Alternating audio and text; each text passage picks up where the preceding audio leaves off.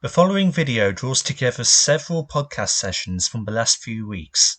Here we will give our honest thoughts and feelings about the Book of Boba Fett. From here on out, language will not be censored, and if you cannot handle negative criticism, then this video probably isn't for you. If you're still with us at this point, please enjoy the video. I swear, Book of Boba is some dog shit. You get me a fucking toy of him, Anthony, I will send it back. I'm not joking. You will be getting it back in the post. I'll take an action figure of him, Anthony. I still like him. I'll give it you. Boba is way overhyped as a character. He's honestly awful. Yeah, like, I mean, overhyped. Of course he's overhyped. He's Boba Fett. Exactly. The whole basis of his character is that he was a fucking background goon in the original trilogy that sold all of the toys. Exactly. And now everyone, well, not everyone now, especially now, it's like, oh, you fucking awesome character, I'm going to buy a toy of them. But this show, for me, I know this is just me, has damaged him even more. Like, I think he's an even more unlikable character now. If you just left him in the original trilogy, I'd be like, yeah, Boba, he looks pretty good. But that's the problem, isn't it? That's the problem. Like, I don't know why we have a show for him. It's interesting to see how dumb he is. Well, no, take what you will with that. But, he got hit by a blind man and fell into a pit. He's been dumb since 83, mate. Yeah, that's fair. Yeah, this is true. But then, it's interesting to see more about the Tuscans than anything else, I think. Yeah. I like that. In the original sort of movie, that when they first appeared, it's just they're allegories for Native Americans in the trope that, it's cowboys and Indians, and in that the cowboys are the good guys and then the Indians are the baddies, and they're the allegory for sort of native peoples. Mm-hmm. And since tonal shifts have occurred in culture since the first film came out, it's a deeper exploration of their ways and their culture and stuff. And it's interesting, the stuff where he is fully accepted into the tribe and he's forged his gaffy stick. Mm-hmm. And that's all really interesting. And before, as much as the Tuscans were in Star Wars and you knew what the Tuscans were, the most interesting things that happen to them are they get scared away by an old dude in episode 4. And then in episode 2, he murders all the women and the children and probably the pet dogs and cats. But those are the two most interesting things that happen with the Tuscans in the entire franchise.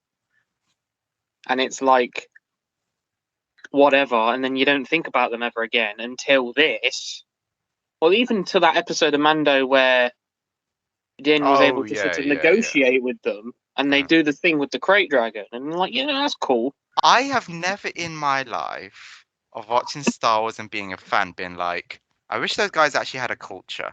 How weird is it that for each Tuscan to make a gaffy stick, that they all have to snort a lizard? Yeah, just and to make a stick. Find a tree. And that's it. That every Tuscan has to do that. Is that what we're saying? One other thing I just want to get off my back about this show. I fucking hate how Boba talks. Why the fuck does he have the lizard, snorts it, and then he says, I think I swallowed it, like a fucking idiot? Is that actually meant to be comedic? Also, I guess Lawrence will get this reference more than you will, Bradley. But sorry. See, the Boba Fett, it's a lot like the early seasons of Arrow. Structurally, in that you have the stuff that's going on in the present, and Boba Fett arrives and he turns up and he's doing all this shit like Oliver does in Arrow when he's the Green Arrow, and he's like, I'm going to take back the city or whatever from the mob or whatever. But then you have the flashbacks to how he got to that point. Because a lot of the first few seasons of Arrow, Bradley, it's sort of, you have the stuff in the present, and then you have the flashbacks to his 5 years on the island or whatever. Mm-hmm, mm-hmm.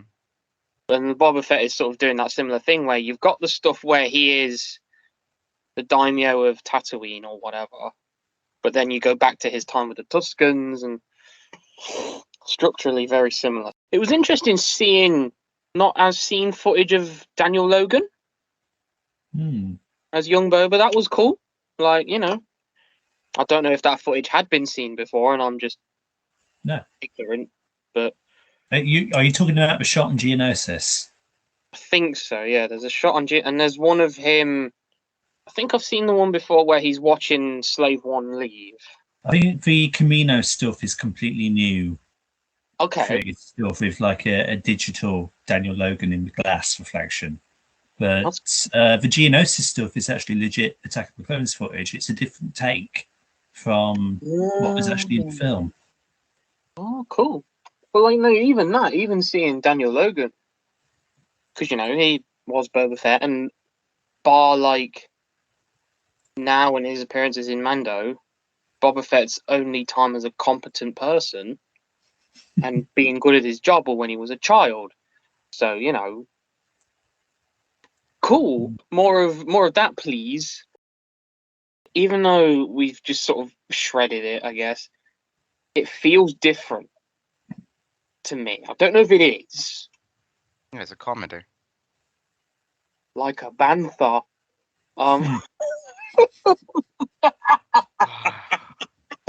Oh, please don't. It cringes me so hard. Oh, dear. The more I think about this show, I'm actually just going down a spiral of actually realizing I really do fucking hate Boba Fett. I'm shitting on Boba Fett for a lot of its shitty comedy, so I'm still remain objective. Even the Mando episode had cringy comedy in it that I didn't necessarily need. It didn't make me go. What did we think of the CGI huts? The CGI for them is nowhere near as bad as, say, CGI Jabba in the re-release. Well, no, but that's a bit unfair to compare them like 20 years apart. I think they look. I can't think of like a bad CGI, like, you know, besides like if we're trying to think in universe of like Star Wars, I can't think of one, but like outside of Star Wars, there's loads of bad CGI. Yeah, but, sure. Yeah, they didn't look great. Because even though Jabba's only in like Phantom Menace for a frame, like, you know, it looks better than that. But then again, that film's 20 years old now. But anyway, Black Chrysanthemum, or Chrysanthemum, however you say it, yeah, he's from the comics. Like, I shat myself when I saw him. I was like, holy shit. But that was like the best bit of the show. That was pretty cool. I like that. This person turns up, then this person turns up, then this person turns up. It's just like that. The first major characters that turn up. I was like, oh God, we're really doing this. Okay. And then suddenly number 2 comes in. And I'm like, hi. Hi. This is and then I have to stop the episode halfway through because I've got to go work, believe it or not. And I decided for some bizarre reason to flick through the timeline very quickly just to see if said characters came back into it later. And I caught a glimpse of somebody else. I was like, wait, did I just see? No. And then you're like, forget work. I'm not going in today. If only. But like, I had to wait till lunchtime, and I was like, okay, if I think I saw who I think I saw. Honestly, yeah, Boss Nass. It was Boss Nass. It was Boss Nass. Thing is, though, again, I'm just being straight up honest. You can't even blame me for wanting to tap out. No, and the last 2 episodes, especially the 5th one, was not even Boba. It's not even Boba. No, it's not. Why is this the Book of Boba Fett at this point? Well, what else would you call it? Like Mando season 3. Mando season 2.5. Well, it's not untrue. I mean, to be fair though, it's because they're, and I've said this to Lawrence before, it's because they're trying to treat all these Star Wars shows like a mini MCU now. And when looking at this thing, you could make the same argument about how, like, the Spider-Man films have way too much of the other Marvel characters in them. It's very clear that Book of Boba Fett is setting up for something else, largely. I can only think it'll tie in somehow to the larger game plan we've got surrounding Thrawn. Because again, in the old Legends trilogy, sort of everybody under the sun united in one way or another to try and stop him, including the Smugglers Guild. So I can only imagine that Boba will take control of the underworld and effectively take the place of the Smugglers Guild in a retelling of that story. That's the only thing I can think of. Marvel, they never take away, despite like in Spider-Man, for example, you've got Iron Man, Fury, Strange being in it, but the central character is still always Peter. Mm-hmm. Whilst in this, like we've had literally 2 episodes where Fett's not really even been in it. Like it would be as if in Far From Home, you have 30 minutes of just Nick Fury with no Spider-Man. Yeah. It's not on. I guess for a good point of like reference, like a WandaVision, it's all about Wanda. It's all about Vision. Even in Civil War, the story ultimately rounded back to Cap, didn't it? Yeah. Yeah. And I just feel like in general, like, yeah, you can do these kind of things, but I just feel like Disney have done Boba dirty in general. Like he has just been so, even the character on his own, not even just talking about his show, has just felt so lackluster. I don't know if that's intentional or not on their part, but he fucking sucks.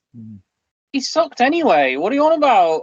He sucked anyway, but I struggle to even associate this character with original trilogy Boba. I look at them as 2 different fucking people. They don't make sense to me. That's because the Sarlacc made joke. No, I'm joking. I'm not doing that joke again. Rodriguez with Boba in Mando season 2, it started really well. That was a really good episode, or if at least decent, right? Where he's whacking people with his stick and he gets the armor back, and it's Okay, yeah, sure, cool. Like it's pretty good action, and then, as I said, it slips into Rodriguez's usual quality as a director, where it's just like. Yeah, but is the problem the directing or is it the writing? Because isn't Favreau writing almost the entire series? Is he? It might be the writing, yeah. I think it's everything. Like, I don't know if like he, of course, yeah, Filoni's probably behind all of it, sure, Yeah. but like either way, this guy's name is on the fucking director's credits, so I'm gonna associate the show with him. Yeah, I know he has a style. I'm sure his style is cool, but outside of Star Wars, it's cool. Everything in it, it just does. It's such a juxtaposition of his style with Star Wars. I mean, outside of Star Wars, it's cool. I mean, this is the guy who did Shark Boy and Lava Girl and Spy Kids. Oh, And Machete. That's why Danny Trejo was in that episode, by the way, because Danny Trejo is Machete. Is it like the fact that Favreau's writing the entirety of it? Is this where the problem lies? Like in my experience, when you're trying to write something all by your own, you can burn yourself out. Mm-hmm. Oh, okay. And it does help to have other people pick up the slack a little bit. Mm-hmm. But then you have the way Doctor Who typically goes when you get other writers in. Well, the better episodes of Flux were written by Chibnall and someone else. Well, that was just one episode. Chibnall wrote the rest of it. It's just Village of the Angels that was co-written. Chibnall wrote everything else. The other one that was good. Sometimes. Did he write that one by himself? Yeah. Oh, fair enough. Okay. Shocking, isn't it? Absolutely shocking. I thought that one was co-written. No, just Angels. All right, I might have to cut Chibnall some slack then. In his defense, he has written some good stuff. No, yeah, of course. But to be fair, like to Favreau and like Mando, Favreau is the reason that Mando got made in the first place. Like it's his thing. He's the one who created it and brought it up. And Mando's been consistently fucking great. You can look at, there's probably 1 or 2 episodes here and there that's like weak. But sure, for like a large majority of Boba Fett, at least definitely the first half, is like a lot is weak. I mean, the first The first couple of episodes. Well, the first one, decent opener. Second one is interesting because you learn more about the Sand People, and he sort of spends time with them, and that stuff is more interesting. But what even happened in episode 4? Like, I'm struggling to remember now. I don't even remember. We caught up to the events of Mando season 1. Oh yeah. Where Boba healed Fennec, and then they retook Slave 1 from Jabba's palace. Ah, yeah. Is in the present? Did they have the meeting with all the crime families on Tatooine? Yeah, that's literally the only thing they're in the present day. Like, fuck all. That's the show's problem. It just doesn't know what story it's telling, and the story it decides to tell is so boring. It is really boring.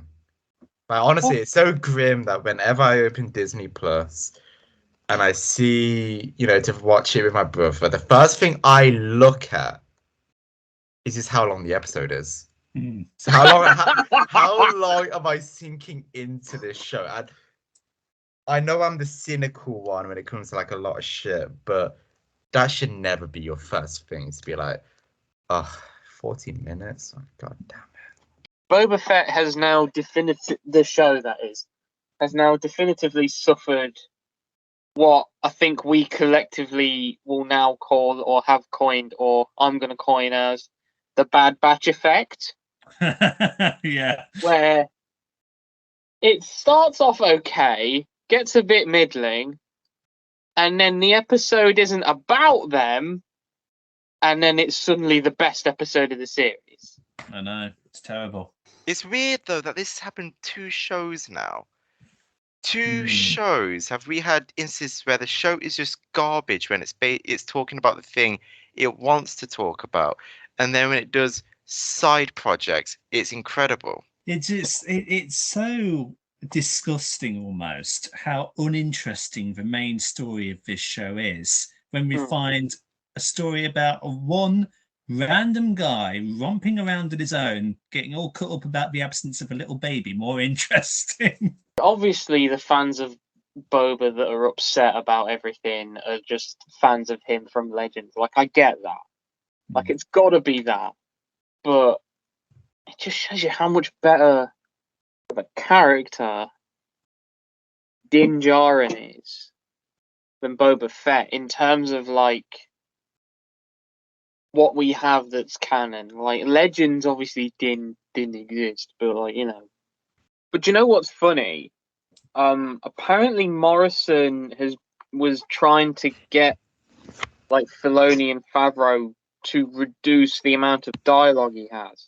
I think it was something to do with like the sort of perception of Boba Fett and like the atmosphere around him and stuff, and how more or less threatening he was with like the amount of dialogue that he has. So he was like, I would say to Favreau, could we not give some of my dialogue to Ming-Na Wen?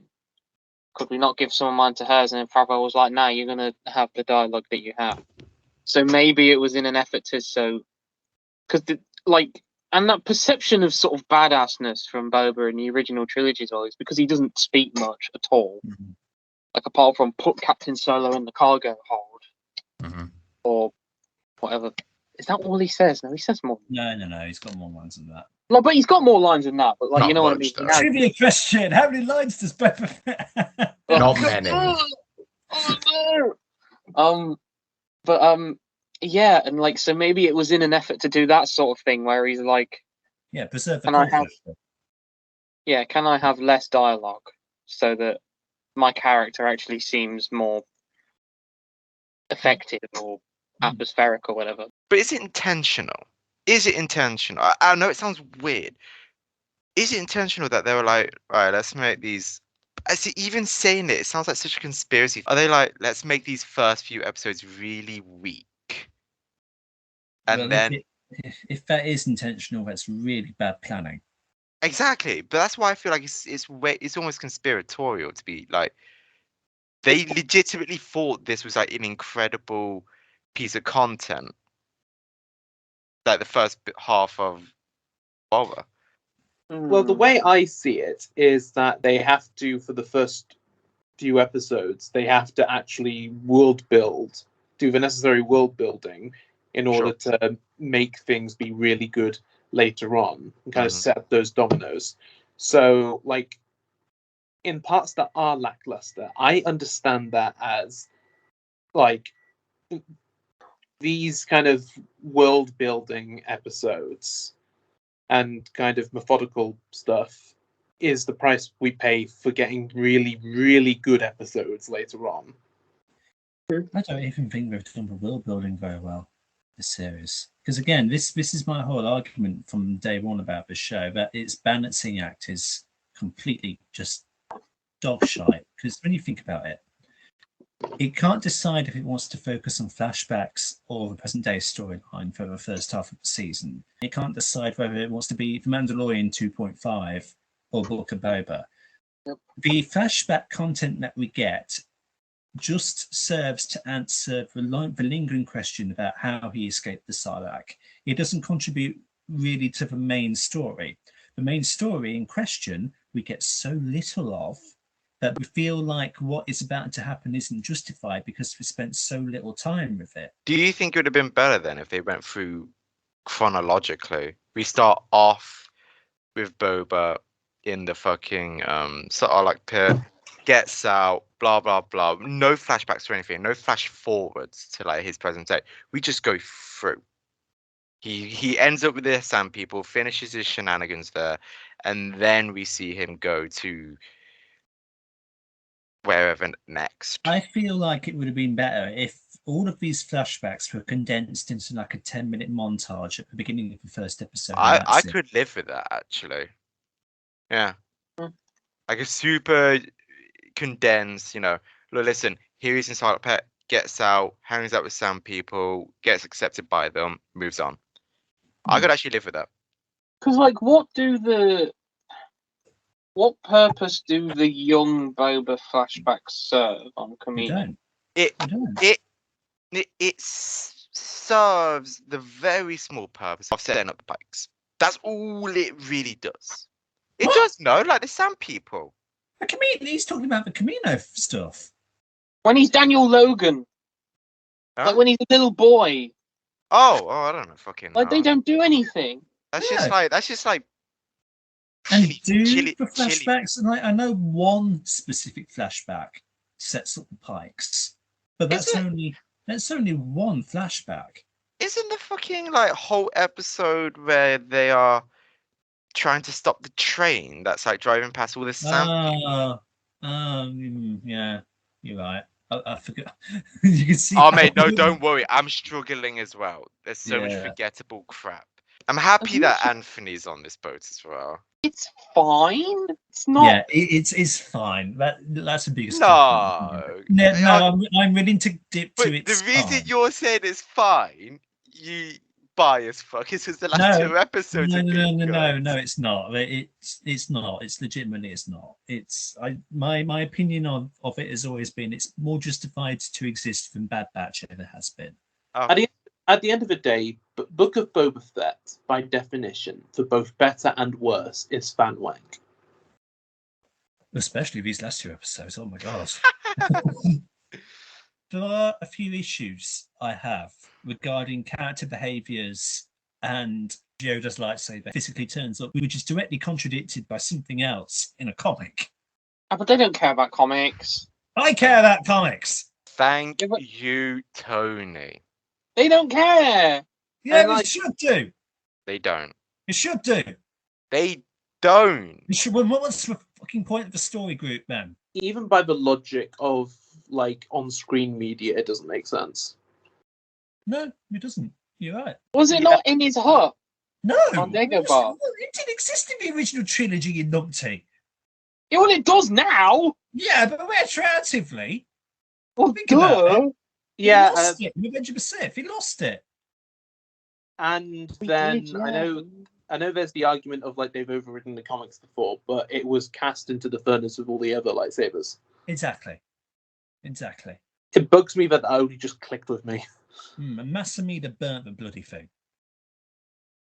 I think they're just going on the basis off of it was in Yoda's hut on Dagobah, and then Luke went back and got it. Well, yeah, but they're wrong.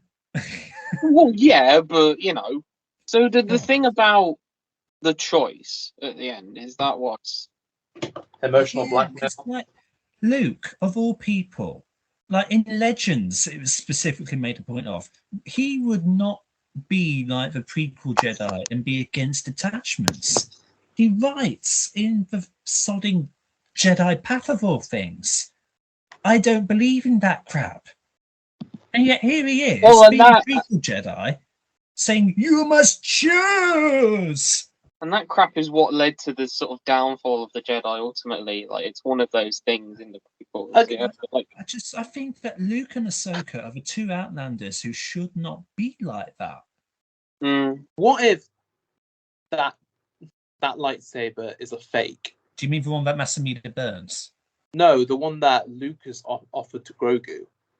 You're right. Luke shouldn't, given how he was all about like attachment to his father and saving his father.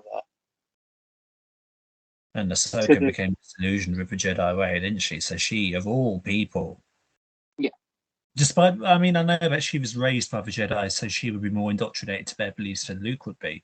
But even so, well, given what happened to her, yeah.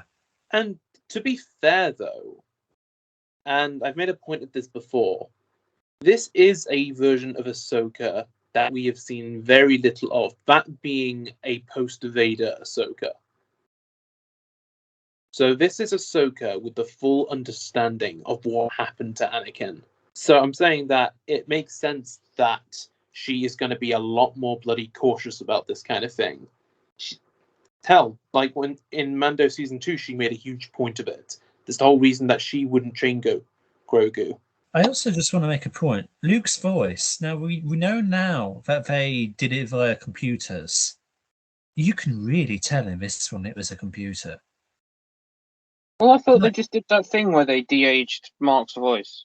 They never did that. It was always completely synthetic. Oh, I swear, Mark.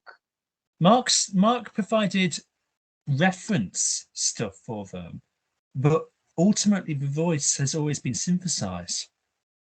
You will go back and watch that Mando documentary, and it says plainly there it's synthesized. Oh, okay, fair enough. To be honest, it seemed more obvious in Mando than it did here. I disagree. I think I really noticed it here. It's just the fact that he's always so one note. I mean, there are some occasions, sure, where some emotion is played into it, but for the majority of it, it's very one note, and I can hear the syntheticness of it. Yeah, though, like the visual aspect has improved drastically. Oh, yeah. I mean, they must have Shimuk doing it now, surely. Well, they hired him, didn't they? Yeah. Yeah. It took me a hot moment because when I first saw him on screen, it looked so real that I thought, wait, did they actually get Sebastian Stan in? Ugh. Ugh. Oh, he looks like Mark. No, not enough. He doesn't. Well, like people talking about getting people that look like Mark now, and it's like they're not going to do that now. No. Now that they've pretty much nailed it. I mean, would you rather get a pretty close on the point recast or a CGI voodoo doll? I mean, they've done a decent job the way they've done it. My critique of the voice aside, it's a decent voice. It's a very decent voice. But I just noticed a lot in this episode. Well, although he did do a couple of bits of dialogue from the like on camera. He provided a reference as to how the stand-in should behave. You know, how he should be doing it. Yeah, sure. Like my point was, I feel like a good bit of the dialogue was delivered like off when the camera isn't pointed directly at Luke's face. Yeah, I noticed that at first because it saves that. Because like that's good. Know your limitations. Did anybody else nearly cry? No, I was just flabbergasted. I was like, "Hi!" throughout the whole thing. Luke and Ahsoka. Yeah. Oh yeah, that you're so much like your father. Oh, don't even.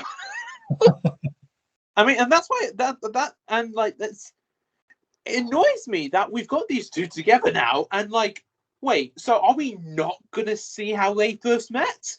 Do you think that'll be in her series? I mean, I'd hope so. Because we know that surely Force Ghost Anakin will be in it, won't he? Because Hayden's going to be in it. Yeah. You'd have thought if it's going to be anywhere, it's going to be there. Yeah, half the Ahsoka series will just be flashback again, won't it? You know, I wouldn't complain about that. Maybe not about that, as long as it's justified. Yeah, but like even it's funny because that's the planet where he'll eventually train Ben, right? Is it? We don't know. I'd have thought so. I thought it was. No, I don't know. I've seen people point out that the temple they're building looks the same as the one that was on fire. Well, that building's a lot bigger. Well, I mean, it's only just starting, isn't it?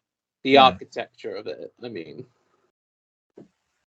I well, I just assumed that, like, he might not stick to the one planet until he's like 60 or whatever. Something just before this. Maybe it's on Agent Cost where he trains Leia because the geography of the planet looks similar. I don't know. Maybe, yeah. Sure. You know, like when the Grogu flashback happened, I legitimately thought, "Oh my god, are we going to see Anakin?" Yeah, I had that exact same thought as well. What a missed opportunity that was. I suppose if Anakin had been in proximity, then Grogu's survival would have been less justified. Yeah, but like you had a guy, one of the Jedi in there looked so much like Sindralic from the back. And when he was gunned down, I was like, "No, it's not Sin because he died fighting Vader." You even see it in the hologram in Revenge of the Sith. So, god damn, you could have had Vader in there. But like, it wasn't the clone at the front, isn't he? Someone theorized it might be. I thought it was Appo because I thought I saw Amno or whatever his name. I mean, on his head, didn't but Appo it's not.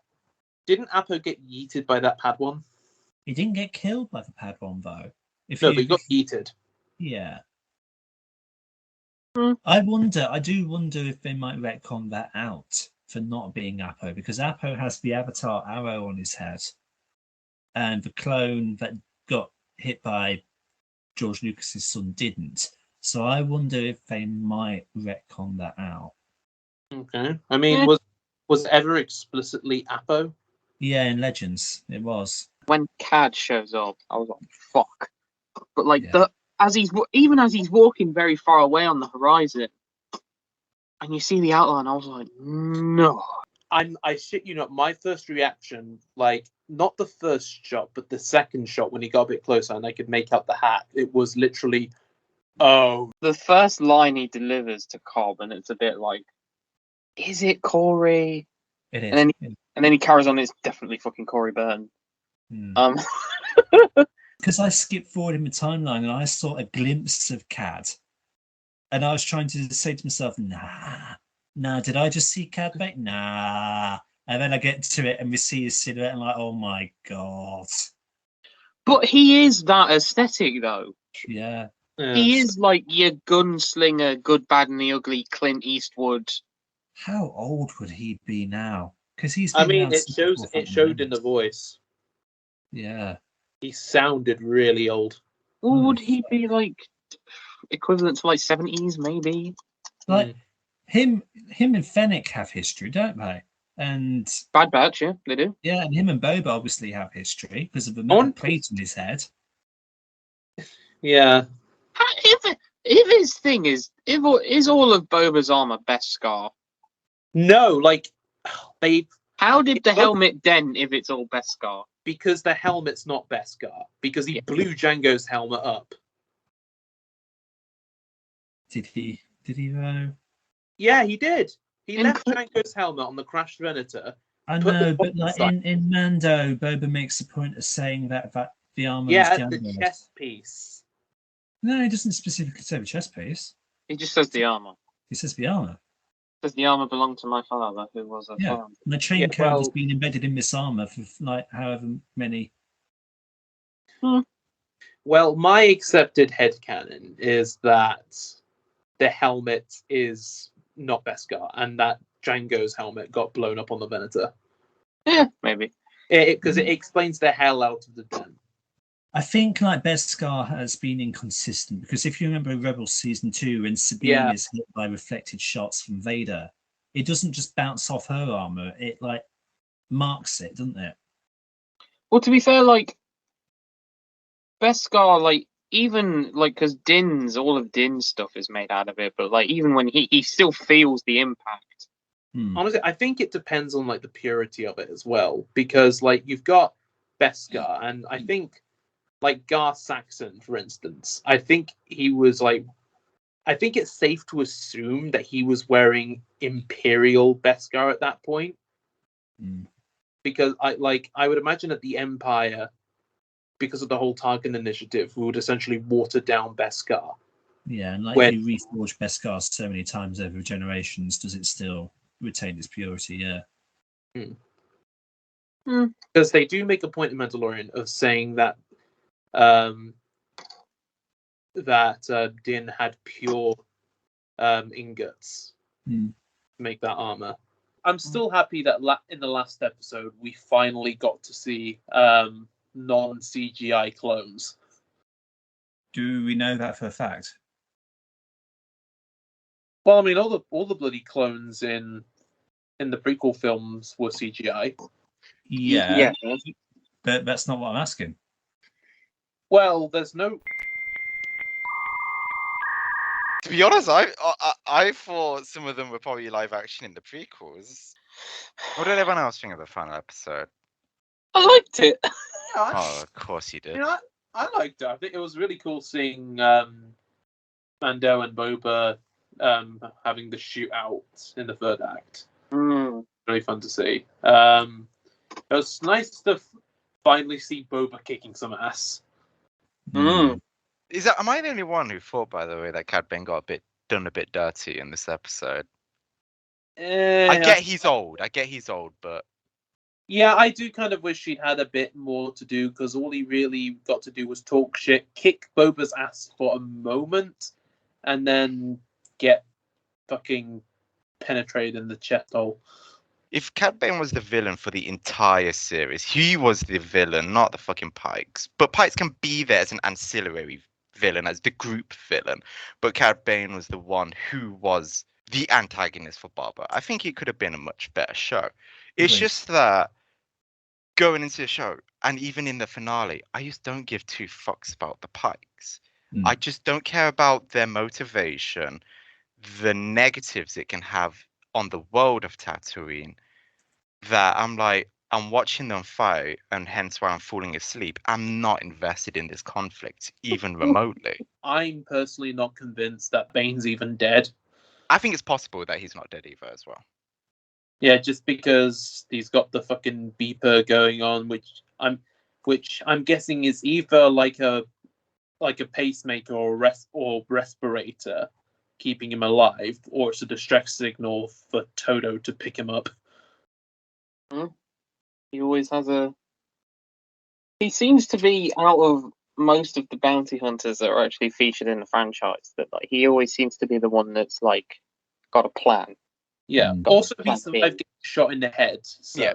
He's like, track record isn't great for him. He's always been in a bind and managed to get out. And it's kind of that trope, isn't it? Have you seen him dead and buried? No? Well, what Dan's calling out, Bradley, and I don't know if you clocked it when watching the episode, I called it out on Twitter. As you pan out on his corpse, there is a distinct beeping emanating from a little something on his chest. I don't know what it is, but it's there, and I've not seen anybody else pick up on it. Yeah, because like Bane, I'm pretty sure he is a cyborg at this point. I mean, he has neck pipes on it in his bloody windpipe to stop himself from getting force choked. They're just attachments, though, aren't they? Because, like, if you think about the Obi-Wan undercover arc, he doesn't have them on. Well, yeah, but okay, I guess I don't count as cybernetics. But point is, he's thorough to the point where he has attachments to stop himself from getting choked out by Force users. Yeah. So it wouldn't surprise me if he had like a life support system in there or something.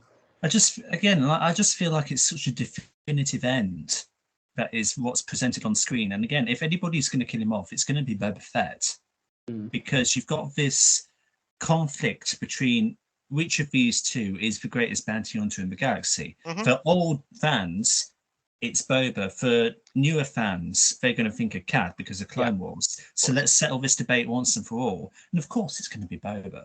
Of course. Yeah. That being said, sometimes I'm a little on the bench about this sometimes, but I still think that the cut episode that never made it to Clone Wars would have been the best death for Cad. Sure, but I think the death that we got was satisfying. I'm not saying it wasn't. I think it could have been more, personally. I think it was a bit I think done dirty. As we've pointed out, like Cad could have done more.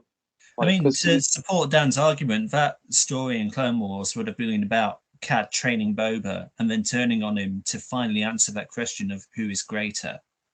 Okay. So, and I think that is a more compelling story than what we actually did get in this show. Yeah. Which is the show's entire problem. As I've started out for many weeks, the story is not compelling. In concept, it could be. In concept, sure. But in execution, no. Yeah. This show only real purpose was not to tell Boba's story, it's to get Grogu back to Mando so they can then do the season 3, and season 3 doesn't need to set itself up. The show is set up. Yeah. You know, I don't know if we said this, but I've heard people talk about it, is that most likely Mando will go back to like Mandalore or something like that. That will be the next story, because it's no longer about Grogu going back to finding the Jedi. That's done and dusted. He left that. So now we'll probably go on to Mando's motivations, which might be returning to Mandalore, which was set up quite well in 5th episode. I imagine it would be the 5th. Yeah, 5th episode, where he's training with the Darksaber and they're talking about, you know, the lore of the Darksaber and all that kind of stuff. And he does need to return to Mandalore to be seen, well, to be accepted as a Mandalorian in the eyes of his cult again. And maybe even the same for Grogu, to get like actually initiated. Maybe he becomes a fucking honorary Mandalorian. I mean, yeah, I'm sure you can make an argument he already is, but officiated like, yo, this guy's a fucking Mandalorian, dude. Give him his little armor. Here you go, mate. Good luck.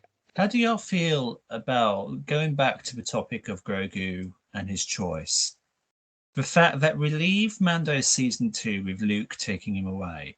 We're going to start Mando season 3 with Grogu back with Din. And in the grand perspective of things, didn't matter. He spent so little time with the Jedi.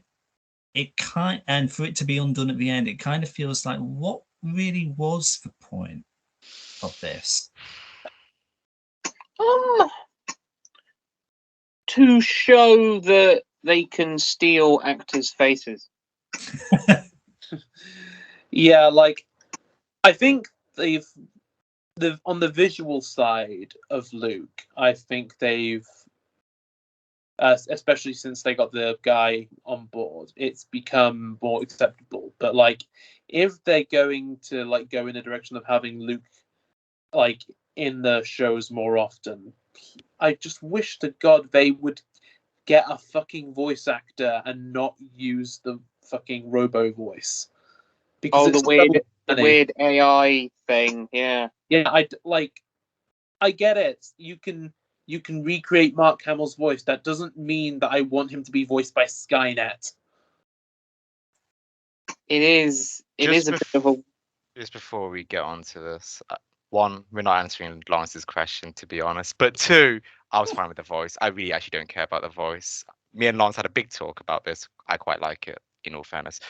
But Lawrence's question is like, was season 1 and 2 pointless for Grogu's journey, seeing as he just left. Oh, I think. I don't mean season 1 and 2. I mean like The end of season 2 specifically. I just mean the whole taking him away from Din in the first place. I think it's more of a journey for Din himself than it is for Grogu, because even when Grogu came back, it was of his own accord, and it wasn't Din, and it was Din at the end of the day ultimately did learn to let go of Grogu. Sure. And I think the show does a lot to heal some of like the image of Luke, like after episodes, the sequel trilogy, and being like, oh no, look, he is a really cool Jedi. Look, he is really wise. He is training. He isn't like the guy that tried to kill Kylo because of one bad dream. I think the story does a lot to make Luke kind of that cool, wise Jedi again who trains, and I think almost they walked himself into, because it was always what people spoke about after he goes with Luke, is that like people are like, oh, I guess Grogu gets killed by Kylo and he rises up in the Jedi Temple. But now they've walked himself out of that corner. We all knew it was going to happen, didn't we? Like, I think we even said last week, we literally almost verbatim described what was going to happen. It was like, yeah, he will just leave the Jedi Temple. Obviously, he'll come back to Mando. I mean, we kind of discussed it, didn't we? That from a merchandise standpoint, they're not going to do Mandalorian without Grogu, because he's the thing that brings everybody to this show. Yeah, I think it would be a less captivating. I think they caught the lightning. Is that, I think that's the expression? They caught the lightning in the bottle kind of thing. Like Mando would be a less captivating show without Grogu. Maybe, but I think there is huge potential for the story that they could tell, because like if you section off Grogu and finish his story at the end of season 2, think of the potential of what season 3 could be about, because we could focus on the retaking of Mandalore. And for people who've been there since Clone Wars, that's a really investing story. But we can still do that. Yeah, but like, because I don't think the story is gonna be about Grogu now. What story is there to tell besides him growing I think up? this is my point, though. Like, what story is there to tell? If there isn't any, couldn't we have just left him off with Luke? But it makes Mando a less captivating series. People love the baby. Disney aren't stupid. You release Mando season 3 without the kid, I think, it's still going to get mad viewing figures, and it's still sure going to be a good series with an interesting story. But is it a better series with Grogu being there? I think so. This is the same reason I think Bane's going to end up surviving. I think so too. Is that, he's a good fucking character. Well, that, because like they've just debuted him in live action. There's no way they're gonna like just have him like one and done like that. My next question, still on the topic of Grogu, should the story that we got with him in Book of Boba been his story for season 3 of Mando? No. No. The thing is, if they'd saved it for that, then because Mando season 3 is set up to be bloated as it is with the Mandalore stuff going on. Well, we don't know that, but sure. Yeah, by dealing with the Jedi stuff now, that's one less thing they have to do in Mando season 3. But so another way of phrasing the question: does this specific story belong in the Book of Boba Fett? No. Well, no. But it's good, like I said earlier, it's good that it's here, because the setup for Mando season 3 is there. They're back together. He's got his ship, and now he's going wherever he wants to go now. Whatever story he's going to tell. Maybe we'll get the age-old question answered, which is he'll go and find the species that is Yoda, and they'll actually be given a name. By the way, I'm just memeing, but you never know. It's possible, but they'll go and actually reveal, oh, these are what the people look like. But of course, it doesn't fit.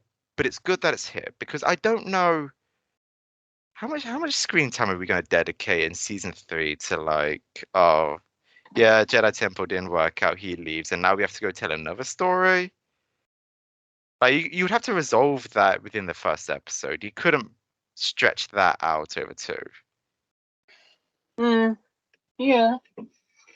I mean, I think That's why I say that this show is not about Boba. It never was, even though it is on paper. It's about setting up for Mando season 3. in retrospect, Book of Boba Fett seems to be more about the people that Boba has had an effect on, rather than him himself. Because, like, he's the one who brings back Fennec, so that's why she's in it.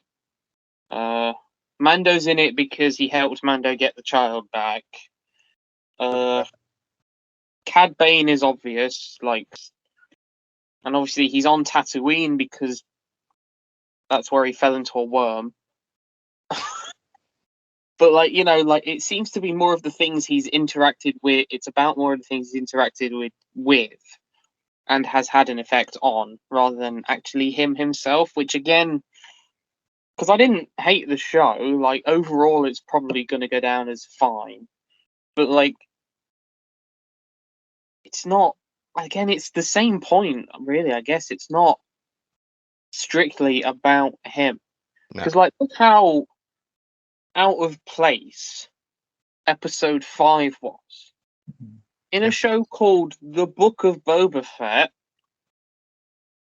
the only thing that set it out as an episode of Boba Fett was A, the title card, and B, his 2-second cameo at the end in his own show. He doesn't even talk in, I don't think. He doesn't even talk. He just nods. He goes like, "Yep." It's like, we got a Wookiee, and we got a Mando, and we got the mods. Great. But that's almost like, I was thinking about this. I had a little walk, and I was thinking, like, if you had, what is, like, again, asking that question of, like, why did I watch this? I didn't get anything out of it. The story wasn't necessary. If you had just ended Mando season 2 with what they did, which was Boba going into Jabba's palace and then sitting on Jabba's throne, if you had just left it like that, I think I'd have been fine with it. I'd have been like, cool, that's the end of Boba's story. He goes back to Tatooine and he becomes the daimyo. Okay, cool. I'd have fine with that. I wouldn't be sitting here like, God damn it, I wish we got a story. Like, what is that story? No, I'd have been fine with it. The reason this series exists is fan service. Why? Like, because as a character, of that emotional attachment to a character that has but a few he's lines. nothing. He's nothing. He does nothing. But they're like this, They're staying true to the source material. There's nothing in the film, so there's nothing in the series. There's nothing in the series. Why couldn't we have had a Cad Bane show where we're like, what did he get up to in the original trilogy? Because Darth Vader says, if you had given me that, like, I think about it now, and I'm like, I don't know if I need that, but if you had given me that alternate dimension to look at that, I'd probably prefer it. Because, like, I think what hurts the show is so many things. It's the writing, it's the not knowing what story wants to tell. I think the title of the show hurts it as well, because it's Book of Boba, yet so many stories are just irrelevant to Boba, and when we are with Boba, it's just kind of him honestly, like, walking around. I am Boba Fett, and it's like, really, this is all you got to give me? It's been more of a general kind of criminal underworld show than specifically a Boba Fett show. It didn't feel like that to me, though. It didn't really feel like a criminal underworld show. Like, it would have been cool, like, smoky bar kind of thing, whispers going on, but we didn't even get that. It's just kind of like, what we got was a character walking around trying to figure out the story of this Pike syndicate, and then some flashbacks that are just totally misplaced, and then a fight at the end, and 2 episodes that have no relevance to the main character. Right, let me pitch something that. This is Book of Boba Fett by Lawrence. Let's give it. It's me trying to rework elements that we actually have in the finished product in order to make something slightly better. So I think a big problem is the status quo that we're introduced to at the beginning of the series. Boba is sitting comfy in Jabba's palace. He is daimyo. He's already in a position of power. And that's obviously the fault of the post-credit scene in Mando Season 2, where he walks in to Jabba's palace without much resistance. I think it would be more interesting if Boba starts his own series as the underdog. It's not a walk in the park to go into Jabba's palace. In fact, that is the end goal of this bloody series. What if, in Jabba's absence, the Pikes have taken control of Tatooine, like they sort of have in the show, but like their residency is the palace. They have taken up shop there. They are in control almost as much as Jabba was. What if Boba was hired by like the mayor of Mos Eisley or wherever to overthrow the corrupt gangsters that are now in charge of the planet, rather than being in a position of power and trying to consolidate that power through negotiations and all other kind of crap? What if we keep Boba at the beginning of the series, much in the same way as he was in the original trilogy, but throughout the course of the series, he learns about the values of honor and he learns about the values of community, so that by the end, he can formulate assistance from the people that he meets on his journey to help overthrow the Pikes. And when he does finally overthrow the Pikes, he's gone through a natural progression of becoming benevolent instead of malevolent. Yeah. Does that sound better than what we got? I think what I like most about the idea is just that we start off with Boba in a different place. He doesn't go then instantly become the daimyo. He has to work up to it. I think it's just a better pacing of the show, and it makes more sense to do that. And then maybe in that sort of different idea, in this alternate dimension where we got a better show, in his sort of hiring to, say he's hired by the mayor, like you said, to overthrow the Pikes, and then you could still have the Pikes hire Cad Bane anyway. Exactly. And he can be and you could still the actual villain. Yeah, and you could still have the and two you of them. introduced Cad a lot earlier. A lot earlier. Yeah, He's there well, throughout the show.